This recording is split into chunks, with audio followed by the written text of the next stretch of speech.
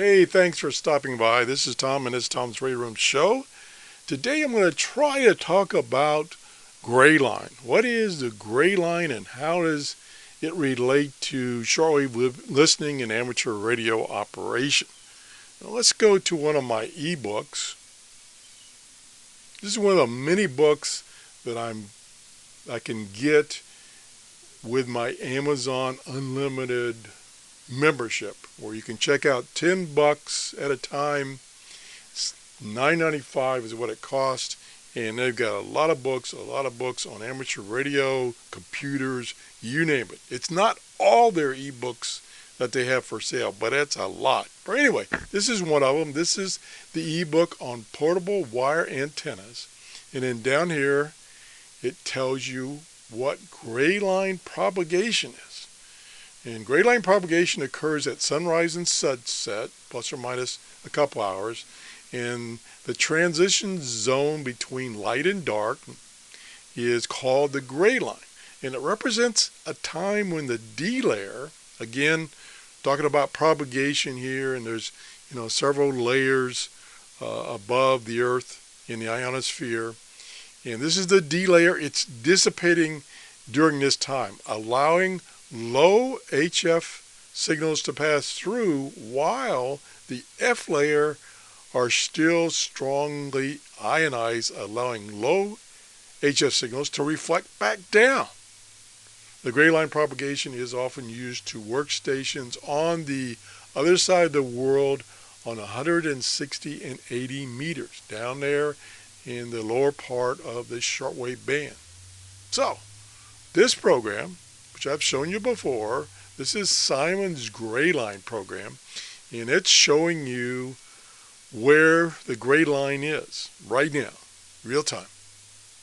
And here I'm located here in Florida, right here, and then here's the Greyline that's approaching me. It's 3:24 in the afternoon right now here in Florida, and as this Greyline approaches me, I will start receiving, theoretically, the stations that are over on this side of the Greyline much better in the low frequency, 3 to say 7 megahertz, thereabouts.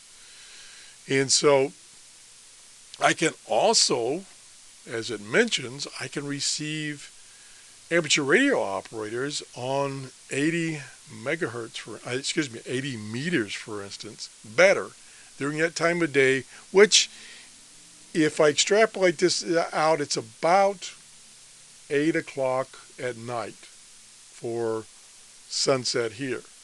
About 7 or 8 o'clock at night, sunset here, and therefore, on the other side of the world, it would be sunrise. So I could possibly receive either international broadcast stations down on the lower end of the shortwave band, or amateur radio operators operating on 80 meters or 160 meters. It doesn't mean it's guaranteed. It just means it's a possibility it would be better. So that's what this Greyline propagation is all about. And like I say, you can use this program. It's constantly updating this graph. As time goes on, you can have this running and you can see it approaching your area wherever it is in the world. Also, and again, I showed you this before, there's a couple other things that this program can give you. It can give you solar data, which is another contributor to propagation. And you can use these charts to give you an idea, are things going to get it better or are they worse? And like I say, I've already reviewed this. You can go back to that show. I can review this program, and I talked about what these numbers and these charts mean. But mainly what we wanted to talk about today is that that Greyline period of time, which you can possibly receive signals stronger during this time on the low part of the shortwave band. So anyway, that's the show today. Thanks for watching. Bye-bye.